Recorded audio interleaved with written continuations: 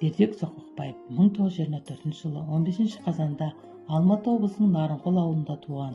Абай атындағы Қазақ педагогикалық институтынан кейін Мәскеуде жоғарғы әдеби курсты бітірген. Біраз жыл ауыл мектебінде бала оқытқан. Қазақ әдебиеті газетінде, Балдырған журналында, Жәкен Айманов атындағы Қазақфильм киностудиясында істеген. Қазақстан Жазушылар одағының балалар әдебиеті жөніндегі әдеби кеңесшісі болған.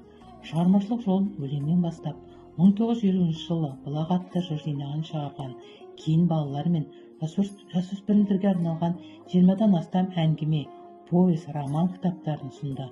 Менің атым Қожа, Балықшаққа саяхат, Өз төбеде бір қыз бар, Өлгендер қайтып келмейді және Қайдасың Гауһар секілді туындылары КСР халықтарының және шетелдерден көптеген тілдерден аударылып сахналық экрандық нұсқаға айналған.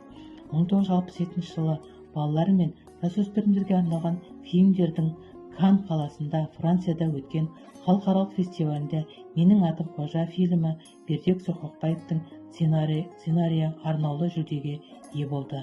Қазақ КСР жоғарғы кеңесінің құрмет грамотасымен марапатталған.